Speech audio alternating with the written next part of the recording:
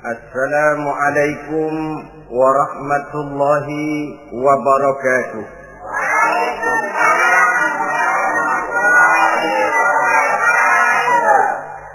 Bismillahirrahmanirrahim.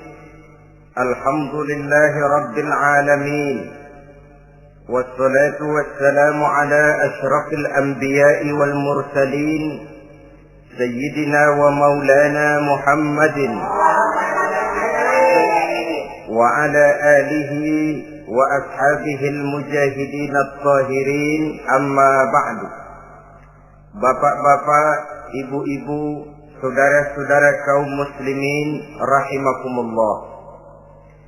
Pada pertemuan terdahulu kita telah membicarakan bagaimana memilih jodoh menurut tuntunan agama Islam.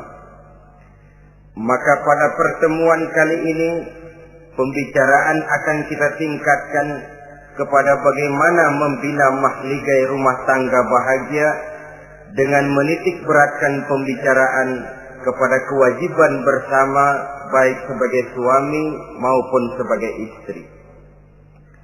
Banyak rumah tangga bahagia tercapai apa yang menjadi cita-cita dan tujuan. Tetapi tidak jarang rumah tangga yang tenggelam sebelum sampai ke pantai yang akan dituju. Pada saat-saat perkenalan seseorang dalam usahanya mencari jodoh, dia merasa bahwa pasangannya itulah yang akan memberikan kebahagiaan kepadanya. Hari-hari di mana terjadi pertemuan selalu menjanjikan dan menyanyikan keindahan. Bahkan sehari tak bertemu rasa seminggu, seminggu tidak bertemu rasa sebulan, sebulan tidak ketemu pingsan.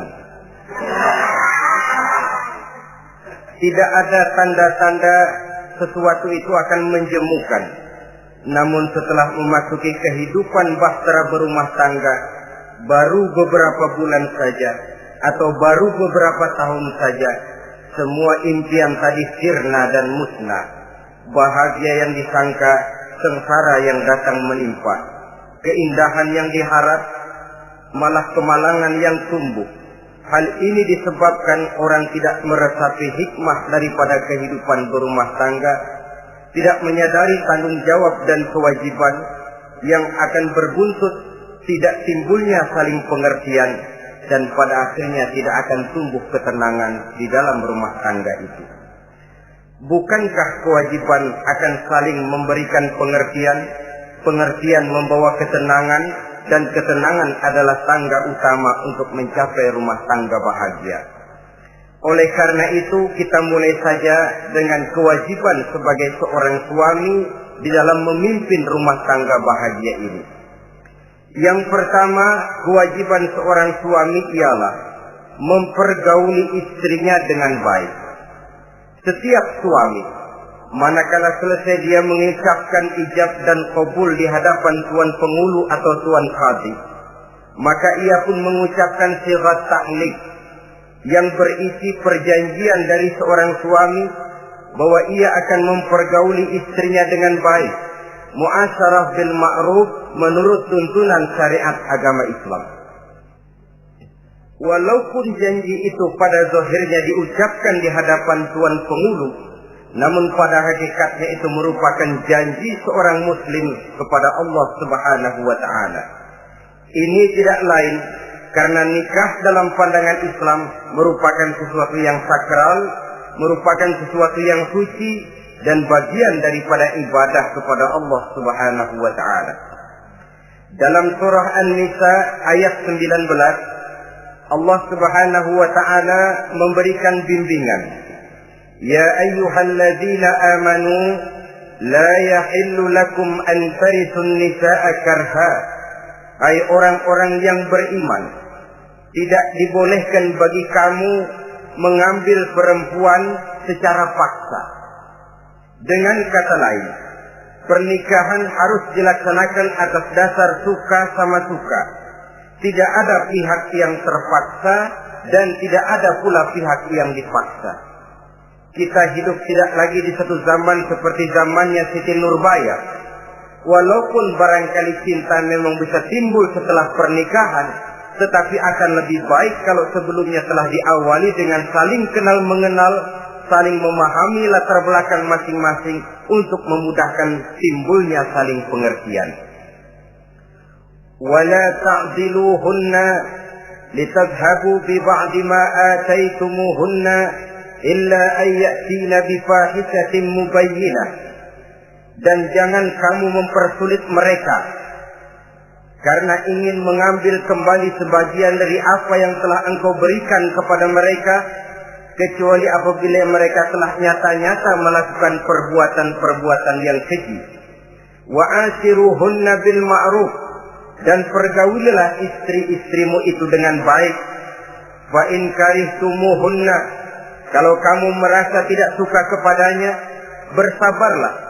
Fa asa an takrahu syai'an wa yaj'alallahu fihi khairan katsira, karena boleh jadi kamu tidak menyukai sesuatu, padahal Allah menjadikan di dalam sesuatu yang kamu tidak sukai itu kebaikan yang banyak bagimu. Ini merupakan tuntunan umum betapa seorang suami harus mempergauli istrinya dengan baik, mu'asyarah bil ma'ruf, menurut tuntunan syariat agama Islam. Karena bagaimanapun hak milik seorang suami terhadap istrinya adalah milkul manfaat, milik untuk mengambil manfaat, bukan milkul mutlak seperti seorang memelihara budak umpamanya, yang bisa dihitam putihkan, bisa dijungkir balikan, bisa diperlakukan sekehendaknya. Itu bertentangan dengan tuntunan agama kita. Adalah kewajiban seorang suami mempergauli istrinya dengan baik. Kemudian yang kedua, seorang suami harus menaruh perhatian, menjaga kehormatan, dan bila perlu turut membantu dan menolong pekerjaan istrinya. Menaruh perhatian sampai kepada hal-hal yang kecil, sehingga si istri merasa bahwa dia mendapat perhatian. Ada dia mengadu, ada tempat dia melarikan persoalan, ada tempat dia bercerita. Sejak dari tingkah laku, berpakaian, berperhiasan, make up, dan lain sebagainya. Karena tanpa ada perhatian dari seorang suami, biasanya istri akan menjadi malas, baik untuk bersolek, baik untuk membina dan mengatur rumah tangga, dan lain sebagainya. Apalagi tidak berat lidah untuk memuji perbuatan baik yang dilakukan istrinya, dan tidak mencela secara langsung perbuatan-perbuatan salah yang dilakukan oleh istrinya. Dia bisa menegur secara bijaksana dan dewasa. Saudara-saudara kaum muslimin, seorang sahabat bernama Salman Al-Farisi mempunyai adik perempuan yang kawin dengan Abi Dzar Al-Ghifari. Satu hari Salman datang menengoki adik perempuan ini di rumahnya. Dilihatnya adiknya, rambutnya acak-acakan, pakaiannya kumuh, pendeknya nggak enak dilihat. Salman memberikan nasihat, kau bersoleklah sedikit supaya suamimu betah di rumah. Kata istrinya, untuk siapa saya bersolek? Ya tentu untuk siapa lagi kalau bukan untuk suamimu. Kata adiknya, percuma saja, suami saya jarang di rumah. Kemana? Di masjid terus.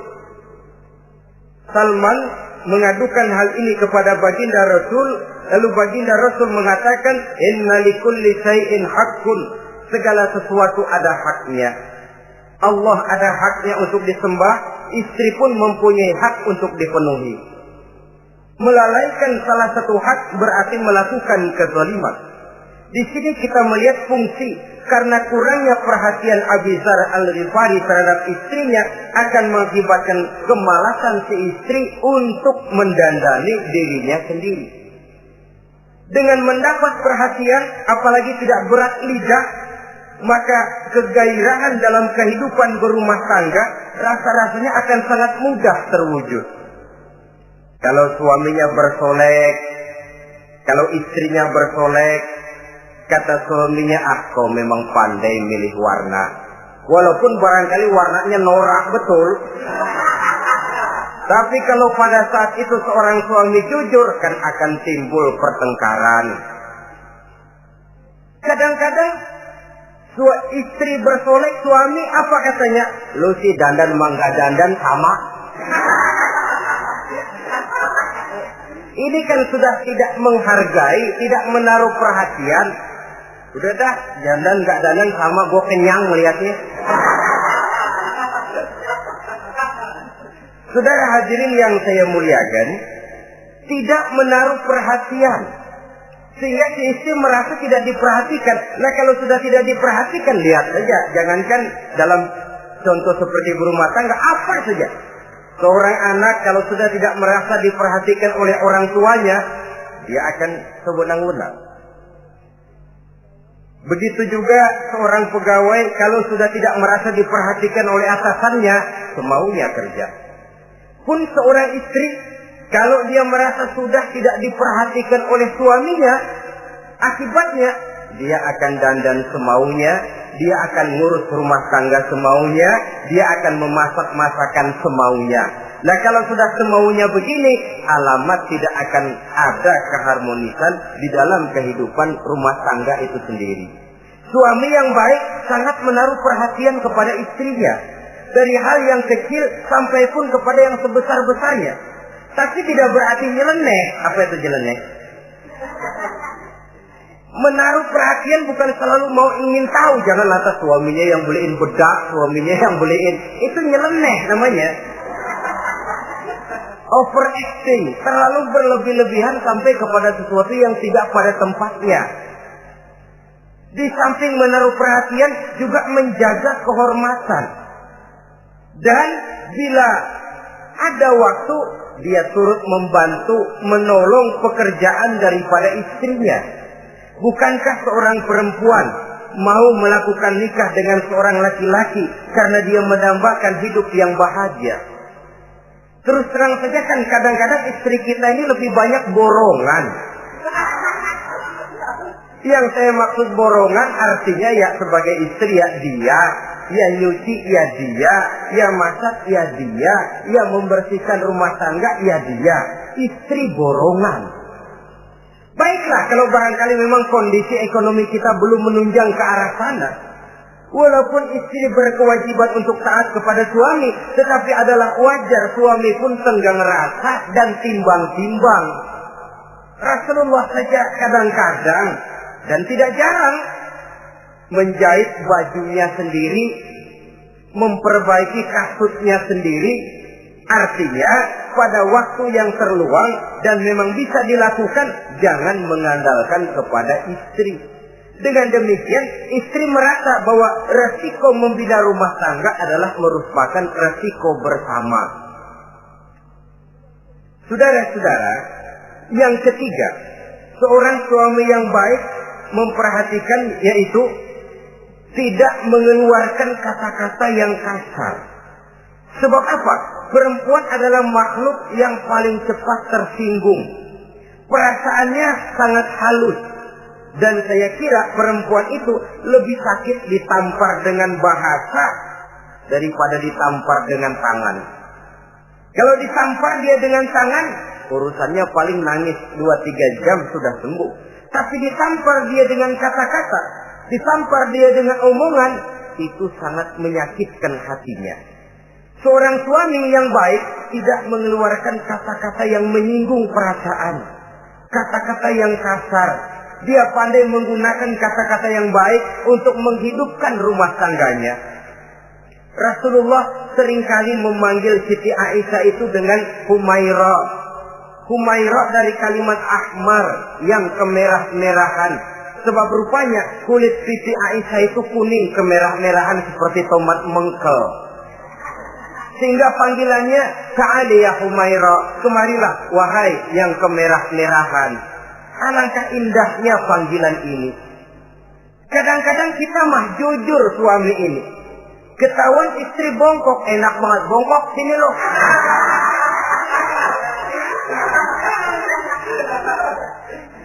Jujur tapi nyakitin. Saudara-saudara, kadang-kadang inilah ya, bahasa perbuatan sangat besar pengaruhnya dalam menciptakan keharmonisan di rumah tangga. Pacaran mah manggilnya yang, Mau kemana yang? Udah endah aja udah. Begitu berumah tangga masih indah kakanda. Punya anak satu, bapaknya anak-anak. Punya anak dua, bapak lo. Sudah 3 anaknya, bapak hilang eluh manggilnya. Panggilan ini mengalami pergeseran. Nah begitu juga suami. Ketika pacaran bukan main. Ketika baru melakukan akad nikah sedang honeymoon bulan madu, asik betul. Kemana-mana selalu bersama. Kondangan selalu bersama. Resepsi pergi bersama. Jalan bergandengan tangan. Istri sedikit terpeleset. Khawatir bukan main. Hati-hati yang.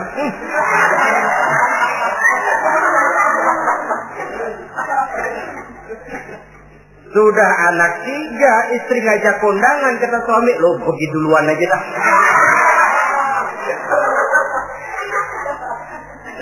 Pulang kondangan, istri laporan, bang saya kepleset. Emang lu mau mampus? Kejam betul. Hilang panggilan yang tadinya begitu mesra. Saudara hadirin yang saya muliakan, ini kata-kata kelihatannya kecil, sederhana, tapi sangat besar pengaruhnya dalam menciptakan rumah tangga yang bahagia ini. Oleh karena itu, soal isi hati kita, itu urusan gaib yang tahu cuma Allah. Orang lebih dahulu lihat penampilan, dan dari penampilan ini yang dinilai adalah kata-kata kita. Oleh karena itu, seorang suami yang baik, dia tidak mengeluarkan kata-kata yang menyinggung perasaan. Kalaupun dia marah betul, dia tidak mencaci maki secara langsung. Dia bisa menggunakan kata-kata kiasan. Maka agama memberikan tuntunan, kalau seorang suami marah, jangan memukul muka. Dan mukul pun bagian terakhir. Jangan jalan pertama. Kadang-kadang ada juga loh Pak, suami marah sama istri persis korambil gebugin maling.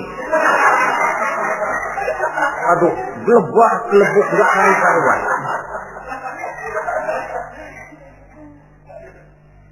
Jangan, kata agama, kalau kau memang ya melihat tingkah laku istrimu yang tidak enak, tegur dengan kata-kata lemah lembut. Lemah lembut tidak bisa, sedikit keras. Sedikit keras masih nekat, bentak.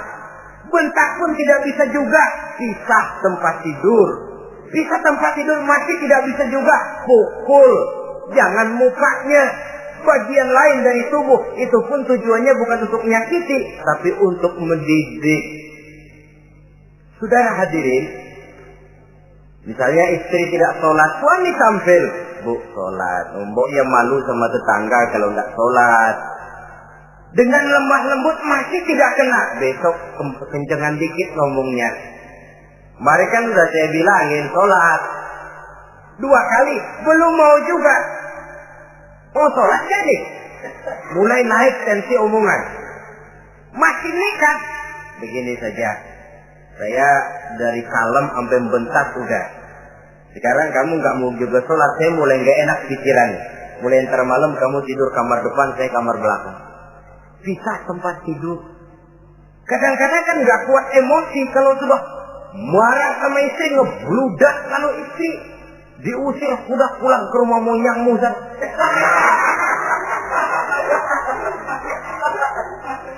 Kata agama jangan, pisah tempat tidur saja. Sudah, kamu tidur kamar depan, saya kamar belakang. Pisah tempat tidur. Kenapa? Nanti malam kalau hujan turun, pikiran berubah, berasa perlu, tinggal pindah kamar. Secara psikologis, saudara-saudara. Jadi melalui processing. Oleh sebab itu, kata-kata sangat besar pengaruhnya di dalam membina kehidupan berumah tangga. Seorang suami yang baik tidak mengeluarkan kata-kata yang bisa menyinggung istrinya. Sebaliknya, istri pun demikian. Tidak mengeluarkan kata-kata yang bisa menyinggung perasaan suaminya. Sebab lebih dosa besar kata-kata suami istri yang menyinggung suaminya, walaupun sama dosanya ya, tapi lebih besar ketersinggungan seorang suami ketimbang seorang istri ini. Namun agama memberikan tuntunan suami lebih dahulu yang diajarkan. Jangan mengeluarkan kata-kata yang bisa menyinggung perasaan. Baik itu menyangkut dandanan istri, caranya pakaian, caranya jalan, ataupun masakannya. Masakannya sekalipun tidak kita sukai, ya ndak usah. Misalnya sayur keasinan, begitu dicobain menteleng mata pelatat, melotot keasinan. Ndak usah lantas tolak pinggang, lu masak melotot ya. Ndak usah. Saudara hadirin yang saya muliakan, jadi itu dari segi masakan. Dari segi pakaian, umpamanya istri kita berpakaian tidak sesuai dengan tuntunan agama, cukup kita bisa berkata, pakaianmu sebenarnya bagus, motifnya, potongannya, kainnya, cuma mbok kok kelihatannya kok potongan badanmu kok kelihatan betul dengan terbungkus pakaian seperti itu. Alangkah lebih baiknya, nah, dengan demikian istri nggak terlalu tersinggung. Daripada sudah dandan bagus-bagus, lalu istri suami ngobrol kata yang nggak enak. Bagus lo kayak nangka dikerosokin.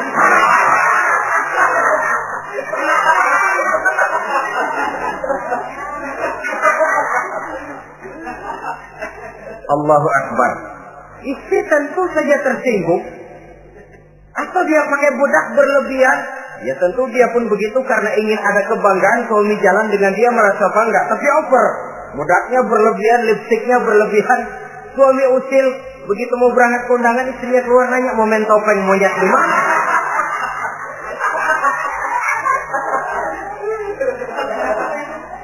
Tentu dia akan tersinggung karenanya. Jadi saudara-saudara, ini yang ketiga. Yang keempat, seorang suami yang baik jangan memberikan pekerjaan di luar batas kemampuan istrinya. Loh, tugas istri itu nyaris 1 kali 24 jam. Seorang suami bagaimanapun payah dia bekerja, pulang dia bisa istirahat, tidur malam dia bisa tidur dengan nyenyak. Tapi seorang istri, apalagi dia punya anak kecil, bayi misalnya, itu nyaris jam kerjanya 1 kali 24 jam. Sejak bangun tidur sampai tidur lagi, bahkan tidurnya pun selalu diusik oleh anaknya. Anaknya kalem, bapaknya ngusik.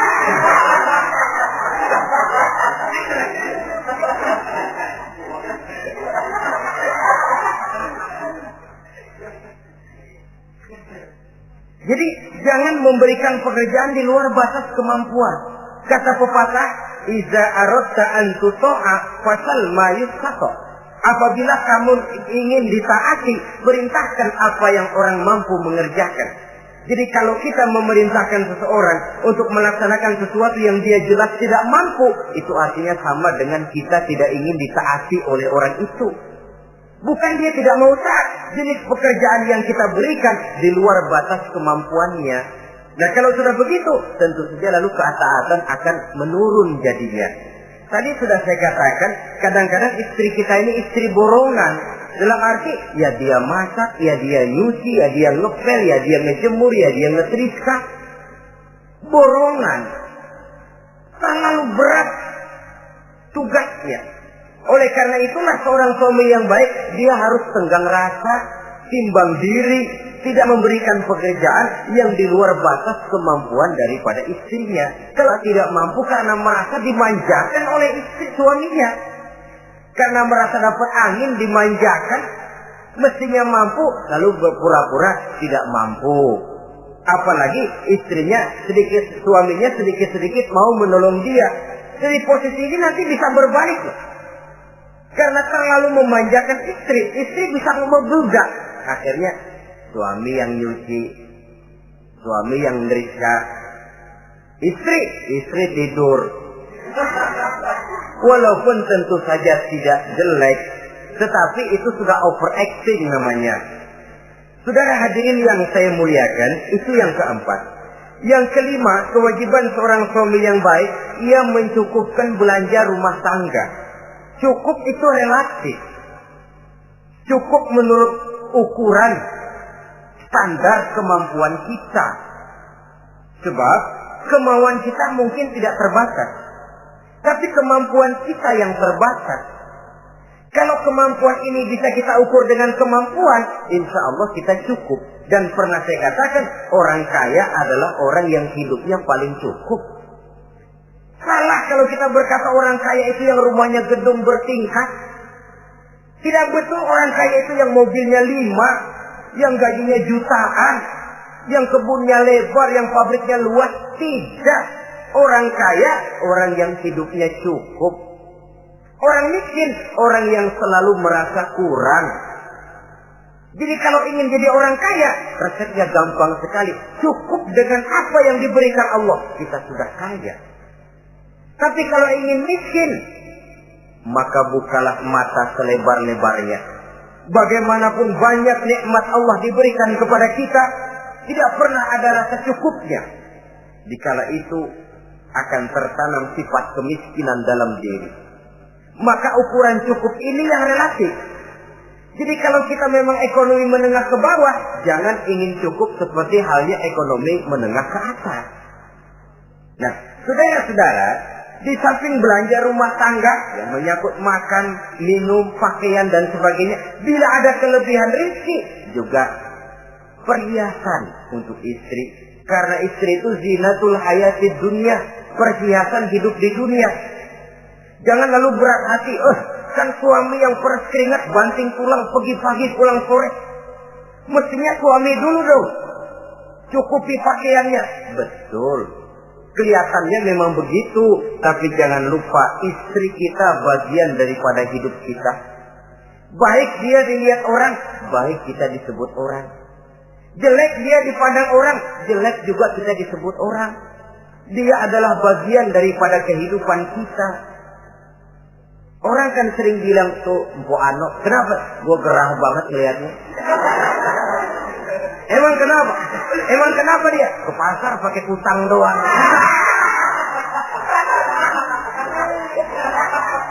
Kata temennya, terang aja dia kan binnya si Meun itu.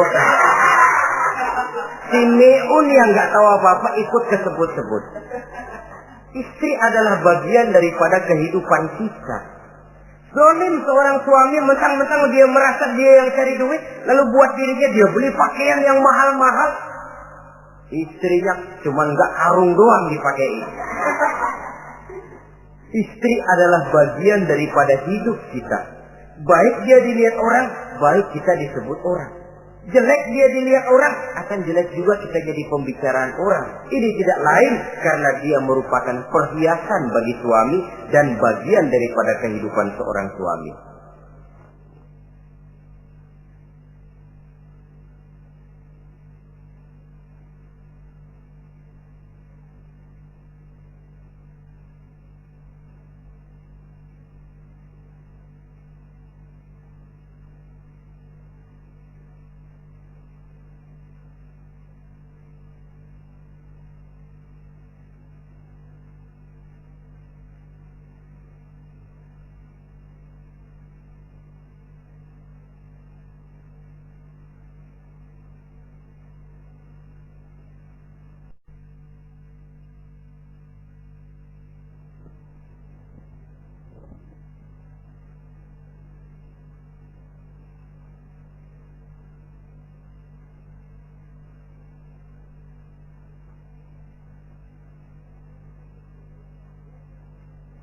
Adalah satu perbuatan zalim misalnya, kalau seorang suami manakala dia beroleh rezeki parkir di restoran.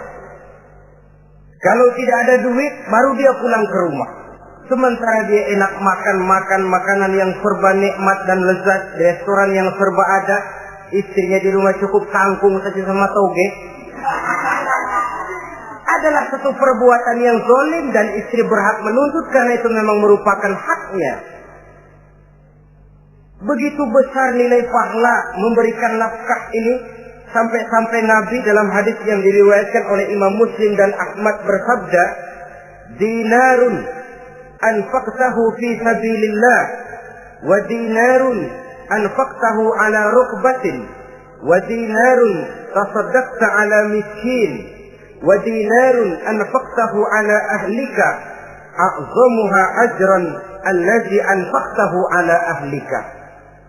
Uang yang kamu belanjakan di jalan Allah, uang yang kamu belanjakan untuk membebaskan budak, uang yang kamu sedekahkan kepada orang miskin, dan uang yang kamu belanjakan untuk nafkah keluargamu, pahalanya itu lebih besar uang yang kamu belanjakan untuk nafkah keluargamu. Ya Allah. Jadi rupanya nilainya sedemikian besar. Saudara hadirin yang saya muliakan, ini kewajiban yang keempat. Yang kelima maksud saya. Yang keenam, kewajiban seorang suami, dia berusaha untuk meningkatkan pengetahuan daripada istrinya, membimbing. Sebab selain daripada berfungsi sebagai seorang suami, dia juga adalah guru daripada istrinya. Kalau dia tidak bisa membimbingnya secara langsung, setidaknya doronglah istrinya untuk ikut menghadiri pengajian, majelis-majelis taklim, bergaul dengan ustazah-ustazah, sehingga terdapatlah peningkatan pengetahuan. Paling kurang pergaulannya bertambah luas, cakrawala pandangannya juga tidak jadi sempit karenanya. Sebaliknya, peluang ini pun harus dimanfaatkan oleh istri dengan sebaik-baiknya, dengan niat yang ikhlas keluar dari rumah untuk mencari ilmu pengetahuan. Yang repot kadang-kadang dari rumah berangkat ngaji, sampai di pengajian suaminya diakur-akurin.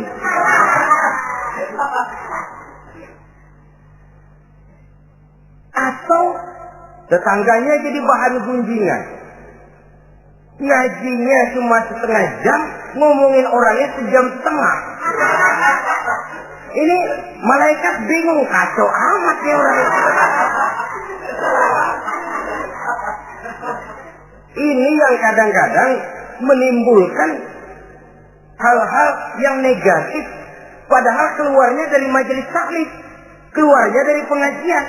Tapi karena di pengajian yang dilihat adalah gelang temennya, anting temennya, rantai temennya, lalu walaupun nggak tahu belaga, tahu baru dapat berita burung, katanya si Ano, oh iya Ano.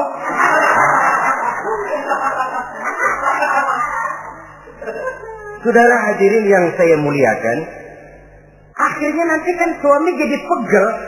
Lu kok disuruh ngaji bukan mikir bener, pulang malah gua digonggong-gonggong minta gelang, bagaimana? Rupanya tidak memanfaatkan peluang yang diberikan itu seperti yang seharusnya. Jadi kalau memang seorang suami tidak bisa membimbing istrinya dalam arti meningkatkan ilmu pengetahuannya, doronglah dia, berikan kesempatan untuk menghadiri pengajian, majelis-majelis taklim yang akan lebih membuka nuansa pergaulan, lebih meluaskan pandangannya, dan ada refreshing. Nah ini penting. Apakah kita suami ini pernah membayangkan bagaimana kalau kita 1 kali 24 jam mesti ada di rumah saja? Tiap hari menghadapi yang itu juga. Apa tidak timbul kejenuhan? Kalau kita begitu, apa istri kita juga tidak begitu? Karena itu sangat bijaksana kalau ada waktu luang, Boya ajaklah istri dan anak-anak makan di rumah makan. Kalau ada kelebihan rezeki loh ini ya. Tapi jangan maksa-maksa. Karena terlalu ingin lalu ngutang dulu sama teman. Itu juga nggak betul. Niatnya baik, cuma ngutangnya itu nanti yang jadi nggak betul. Ya refreshing, relax, santai. Apa itu ke Taman Safari, apa itu ke Bogor. Supaya istri ini merasa ada selingan dalam hidup. Tidak jenuh, tidak monoton. So kalau dia jenuh, akhirnya kan wah ublek-ublek di depan dapur mulu.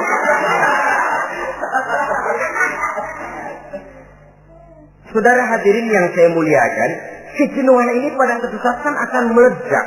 Nah, kalau meledak tanpa tersalurkan, dia akhirnya akan mencari saluran sendiri. Iya kalau positif, kalau negatif, inna lillahi wa inna ilaihi raji'un jadinya. Oleh karena itu, seorang suami yang baik berkewajiban meningkatkan pengetahuan istrinya. Sebab boleh jadi istri tidak melaksanakan kewajiban karena tidak tahunya. Nah, kalau istri nggak tahu, jangan digoblok-gobloki. Mestinya dibimbing, diberikan kesempatan ngaji. Kamu sih disuruh gini aja kok nggak bisa, emang goblok aku nih. Memang bukan dibimbing malah digoblok-gobloki. Lalu istri kan apa ya? Bahasa Prancisnya nelongso.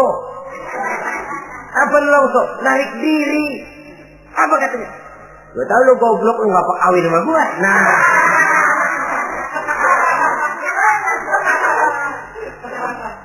Atau pada kata yang lebih nggak enak, gue digoblok-goblokin juga, dipakai juga. Nah.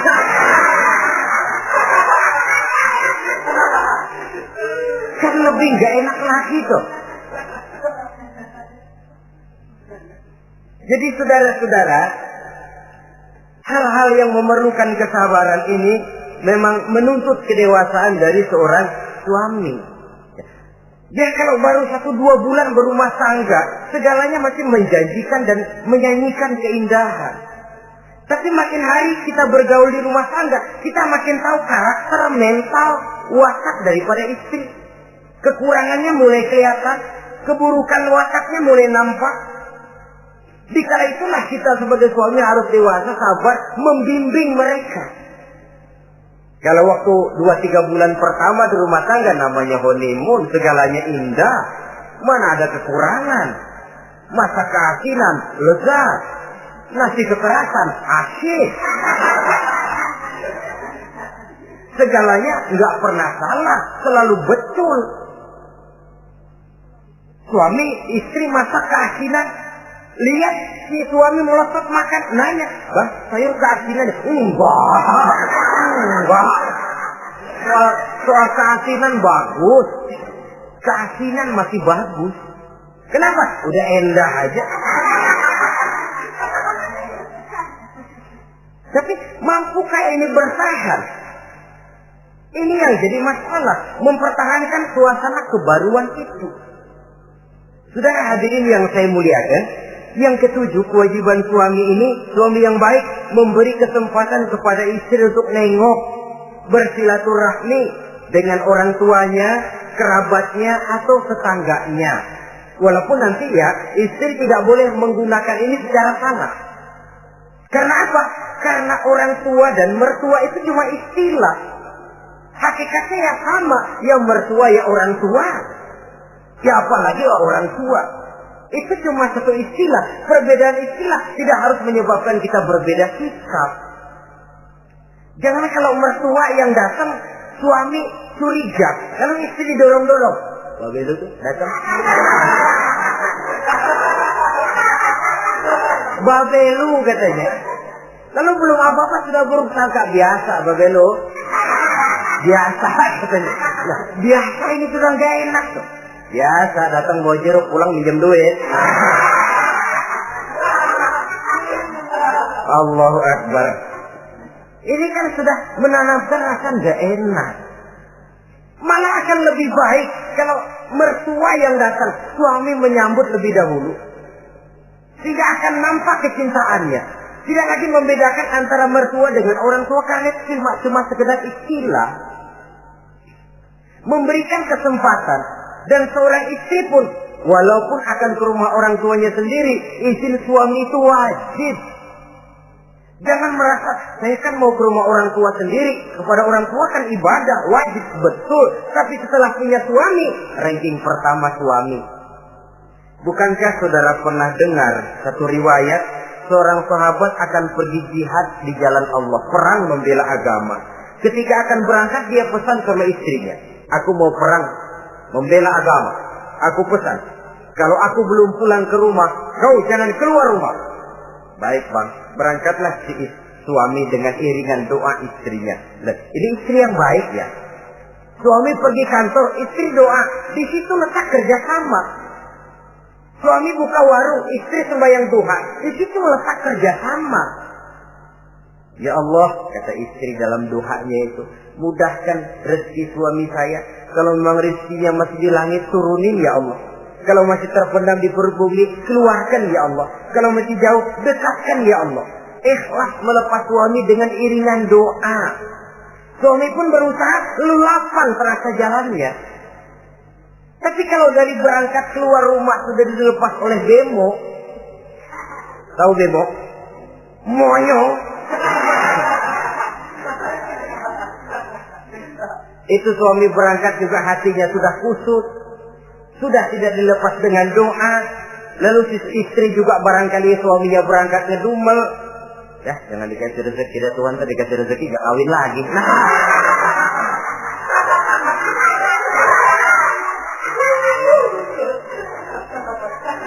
Kalau sudah semacam ini yang terjadi, bukankah masing-masing yang berangkat pikiran kusut, yang melepas pun pikiran gak enak jadinya. Di situ letak kerjasama. Saudara hadirin, setelah suaminya ini pergi, datang utusan dari orang tua si istri tadi. Assalamualaikum Bu. Waalaikumsalam. Ada apa? Orang tua ibu sakit keras, ibu diminta datang. Ya Allah, suami saya baru saja berangkat. Istri suami saya bilang kalau dia belum pulang perang, saya nggak boleh keluar dari rumah. Tolong sampaikan maaf saya kepada orang tua saya belum bisa datang karena suami saya pesan begitu. Pulang utusan ini. Besok balik lagi. Gimana? Aduh Bu, orang tua ibu makin parah. Kelihatannya nggak ada harapan datang dah sebelum menghembuskan nafas yang terakhir. Suami saya belum pulang. Saya nggak berani keluar rumah sebab begitu pesannya. Sudah, pulang saja. Saya ikut doa, mudah-mudahan orang tua cepat sembuh. Besoknya hari ketiga utusan ini datang lagi. Bagaimana? Sudah meninggal Bu. Barangkali sebelum dikubur ibu masih mau ketemu. Maaf saja. Bagaimanapun berat hati saya, suami saya belum pulang. Pesannya tadi begitu. Ini rupanya utusan kesel. Ini orang sama orang tua sendiri gini-gini amat. Lalu lapor kepada baginda Rasul. Apa jawab beliau? Baginda Rasul malah berkata, dosa orang tua yang meninggal ini sudah diampuni oleh Allah karena dia mempunyai anak perempuan yang begitu taat kepada suaminya. Allahu Akbar. Jadi ketaatannya kepada suaminya ini diberikan satu ganjaran oleh Allah mengampuni dosa orang tuanya yang sudah meninggal ini. Jadi jangan merasa mentang-mentang mau ke rumah orang tua sendiri selonong boy. Selonong boy, masa bodoh laki mau tahu nggak tahu, pokoknya gua ke rumah orang tua gua sendiri. Jangan lupa setelah berumah tangga, ranking urutan pertama suami, setelah itu barulah orang tua. Saudara hadirin yang saya muliakan, begitu juga istri yang baik mendapat izin dari suaminya. Bu, tolong ambilin uang di dompet. Sudah izin. Istri yang baik, dompetnya dibawain. Ini saja Bang, ambil sendiri. Nanti saya ambil 10.000, merasa kurang 20.000, lagi ambil saja sendirilah. Lain dengan istri yang nyelongcong, lagi pergi mandi, dompet acak-acakan.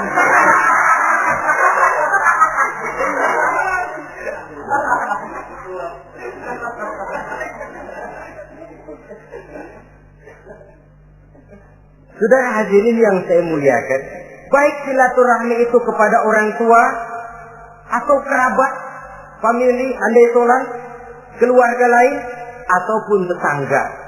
Tetangga itu perlu, sepanjang dia menghasilkan nilai-nilai positif. Karena memang kita makhluk bermasyarakat. Yang tidak boleh kalau dengan bertetangga itu lalu menghasilkan hal-hal yang negatif. Saudara hadirin, yang kedelapan, seorang suami yang baik wajib bersikap lapang dada dan sabar menghadapi kekurangan-kekurangan yang ada pada istrinya. Lapang dada dan sabar.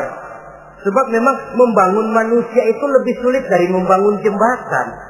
Kalau memperbaiki jembatan mungkin seminggu 2 minggu selesai. Tapi memperbaiki watak seseorang memerlukan waktu lama. Prosesnya diperlukan kesabaran, sikap lapang dada dan sebagainya. Seorang suami harus bersikap lapang dada dan sabar menghadapi kekurangan-kekurangan yang ada pada istrinya. Dan kekurangan-kekurangan itu tidak lalu dia ceritakan kepada yang lain. Kan ada toh kadang-kadang Suami kalau ngobrol sama temennya kekurangan istrinya jadi topik diskusi. Gini gue payah banget dah. Lu nggak ada yang nanya istrinya dipayahin di mana-mana. Kayaknya nggak malu. Mengorek aib sendiri kan menepuk air di dulang toh itu artinya. Kalau aib istri kita ceritakan di mana-mana, bukankah artinya kita juga menceritakan aib kita sendiri? Karena istri bagian daripada kehidupan kita. Sebagaimanapun seorang istri tidak wajar menceritakan aib dan kekurangan suaminya di mana-mana. Malah dia harus menutupi. Malah kelemahan dan kekurangan suaminya harus dia jaga. Dia tetap bangga. Di mata saya suami saya adalah Arjuna yang tidak punya kekurangan apa-apa. Kalaupun orang bawakan berita, tidak betul itu.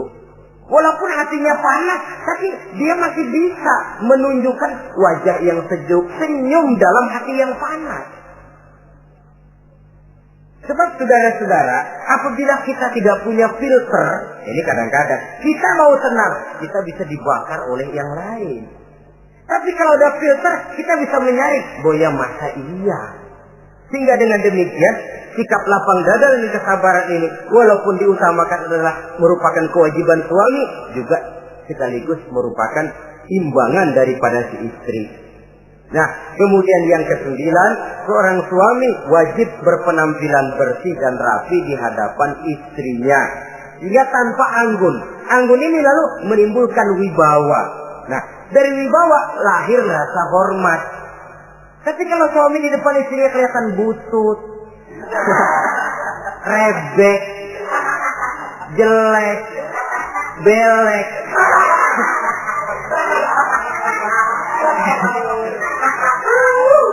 kata istrinya jodoh gua apes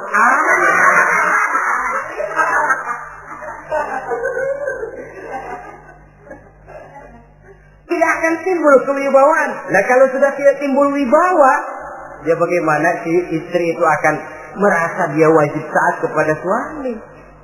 Saudara hadirin yang saya muliakan, jadi ternyata penampilan bukan cuma kewajiban istri, seorang suami juga harus mengimbangi itu. Sehingga dengan demikian keterasian dalam kehidupan di rumah tangga itu akan terasa jadinya. Nah inilah pada prinsipnya kewajiban daripada suami. Lalu kemudian apa kewajiban istri ini? Yang pertama saudara-saudara, terutama ibu-ibu tentu, istri itu berkewajiban untuk taat dan patuh kepada suaminya. Sepanjang perintah suaminya itu tidak untuk bermaksiat kepada Allah. Jangankan amalan yang mubah, amalan yang sunnah saja tidak diizinkan oleh suami, masih dikerjakan oleh istrinya. Dosa. Itu amalan sunnah. Misal saja ini ya. Suami kebetulan ngambil cuti. Hari Senin ada di rumah. Begitu malam Senin, kata si istri, "Bang, besok kan hari Senin, saya mau puasa sunnah." Karena istrinya santri, biasa puasa Senin Kemis. Kata suaminya, "Lu tega amat, gua tumben perek Senin. Senin ada di rumah lalu mau puasa, gue lu suruh ngapain?" Umpamanya lo ya, umpama.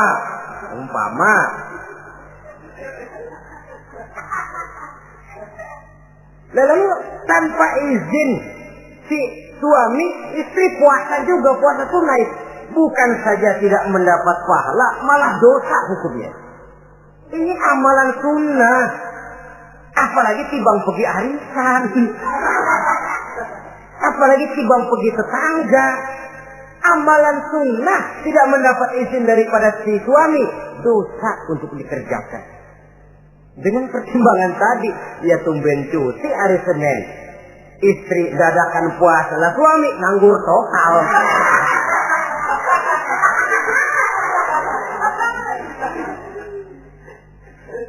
Saudara hadirin yang saya muliakan, Nabi bersabda, "Ayyuma imra'atin matat wa zawjuha anha radin illa dakhalatil jannah."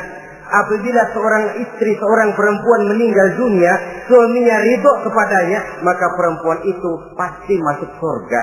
Ini artinya kalau seorang perempuan meninggal dunia, ya dia tukang ngaji, ya puasa Senin Kemisnya rajin, ya sujudnya hebat, tapi dia meninggal suaminya enggak ridho, pintu surga belum dibukain sampai suaminya ridho kepadanya. Ini begitu besar kewajiban untuk taat. Nah, di sini suami wajib ngimbangi.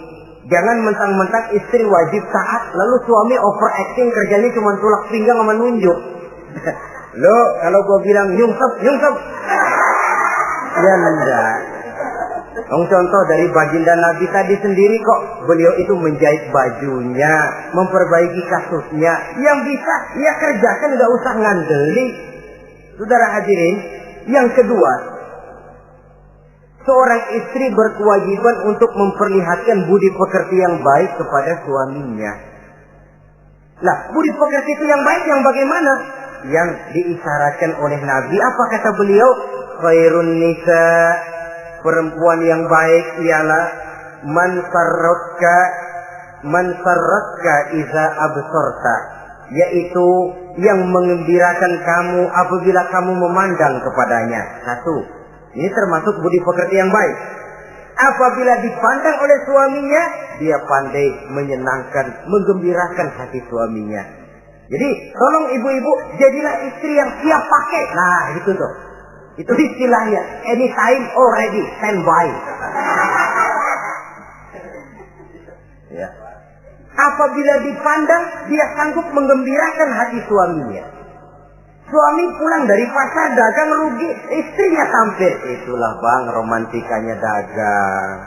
Mboya sekali-sekali rugi, apa mboya selalu untung? Gelombang laut saja pasang surut. Lah, suami kan merasa ada air penyejuk. Ini termasuk menggembirakan. Jangan suami sudah pulang dari pasar rugi, mikul panjang, ngos-ngosan sampai rumah istri ke hama. Lasar lu laki goblok. Dagang pakai rugi. Ini kan suami sudah di pasar rugi, sampai rumah digoblok-goblokin. Nah itu nanti ya efeknya, suami itu kalau sudah istri nggak menyenangkan hatinya di rumah, si suami itu kena penyakit yang istilah sekarang ini penyakit broken home. Nah penyakit nggak betah di rumah. Mestinya dia kumpul di rumah, landadakan di pos ansik dia kongkok. Sampai subuh lagi, sampai subuh. Sampai subuh. Saudara hadirin yang saya muliakan. Pandai menggembirakan, menjadi penghibur. Usaha suami gagal, dagangnya rugi. Gairahnya bekerja menurun, di saat itu istri tampil jadi pengimbang yang baik.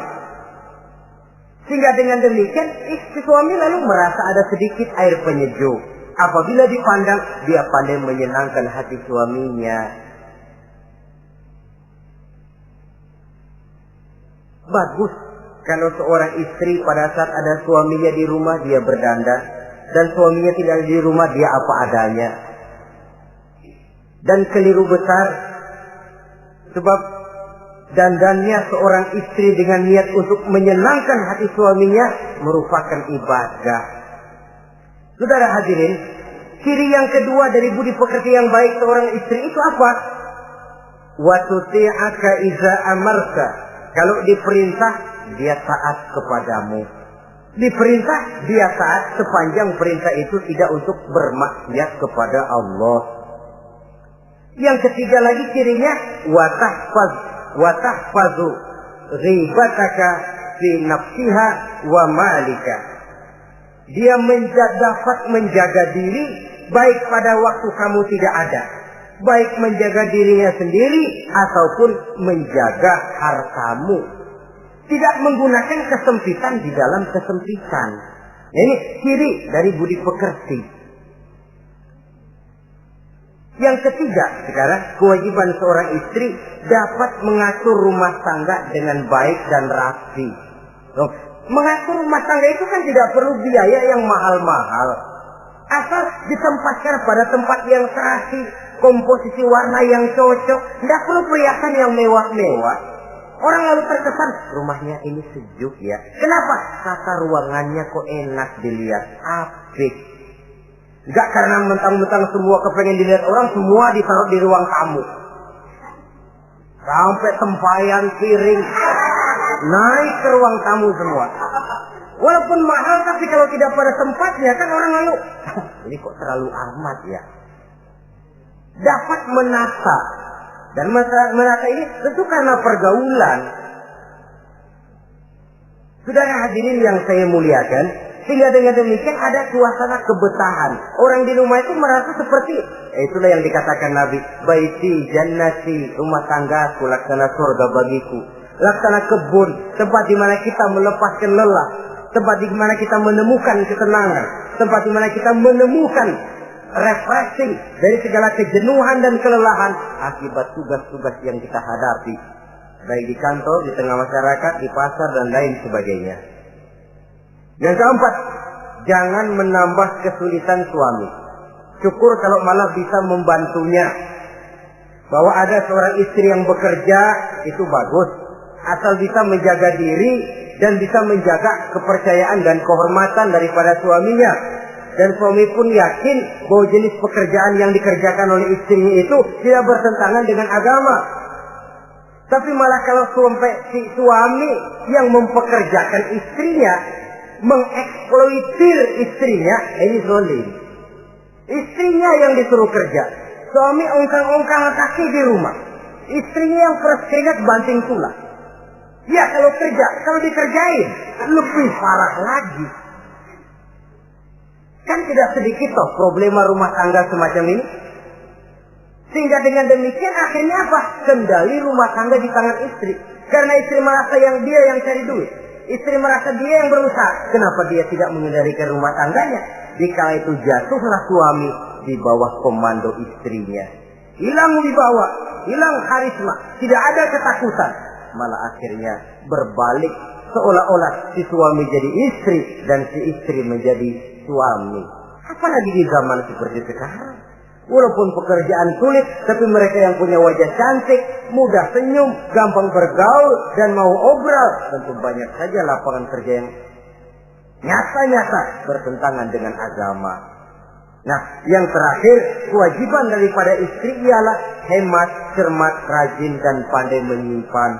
Kalau dia dibelikan perhiasan oleh suaminya, niatnya tidak lain. Pertama, menyenangkan hati suaminya. Yang kedua, berjaga-jaga kalau nanti ada kesulitan, toh perhiasan ini bisa dimanfaatkan.